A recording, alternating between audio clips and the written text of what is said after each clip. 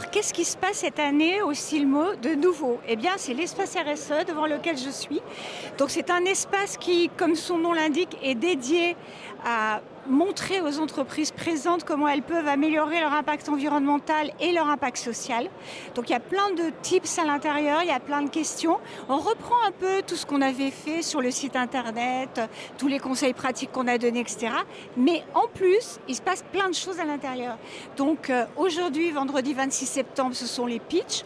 Donc, il y a une dizaine d'entreprises, de start-up qui ont des solutions innovantes par rapport au sujet de la RSE. Donc, que ce soit le handicap, que ce soit le transport des marchandises avec des emballages recyclables, que ce soit le transport par voilier, enfin toutes sortes de solutions qui permettent aux entreprises présentes sur le Silmo de pouvoir améliorer leur empreinte environnementale et sociale. Demain, c'est un peu différent, on va approfondir des sujets. Donc demain, on fait des tables rondes. Il y a une première table ronde de nouveau sur le handicap, puisque c'est un vrai sujet pour des entreprises qui, de toute façon, doivent contribuer à l'intégration de personnes en situation de handicap. La deuxième table ronde, elle est à midi, et là, c'est une table ronde sur la fin de vie des lunettes. Qu'est-ce qui se passe en fin de vie des lunettes? Il y a plein de solutions. On peut les jeter, ce qui n'est pas très utile, mais on peut aussi les recycler, les réutiliser, les donner et même en faire des œuvres d'art. On aura une artiste qui nous montrera ça. Et puis après, on va parler de où en est la RSE dans le secteur de l'optique. Alors là, je ne vous révèle pas la fin de l'histoire, mais grosso modo, il y a quand même plein de choses à faire. Et il y a un nouveau mouvement qui s'est créé à l'intérieur même du secteur, qui s'appelle Frame the Future. Frame the Future, c'est un mouvement européen, pardon. Je dis international, mais pour l'instant, c'est européen, d'entreprises de l'optique qui veulent se regrouper pour améliorer certains sujets.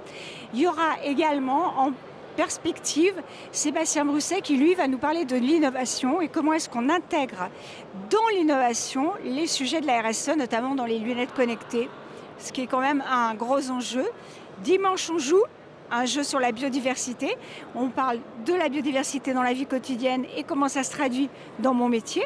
Et lundi, venez comme vous êtes, on vous accueille et on répond à vos questions. Voilà.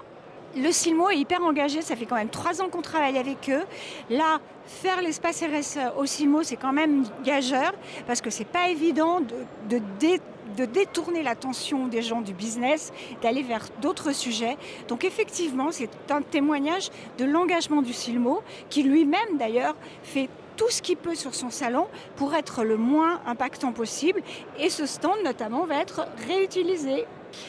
J'ai envie de dire que s'ils veulent préparer leur avenir et s'ils veulent réduire les risques qui vont encourir de plus en plus, aussi bien des risques légaux que des risques environnementaux, que des risques d'image, de notoriété, que des risques de sourcing, venez nous voir, venez sur l'espace. On va vous expliquer comment vous pouvez améliorer cette empreinte et comment vous pouvez justement devenir un peu novateur sur le sujet et prendre une longueur d'avance par rapport à vos concurrents et attirer vos clients et attirer de nouveaux clients.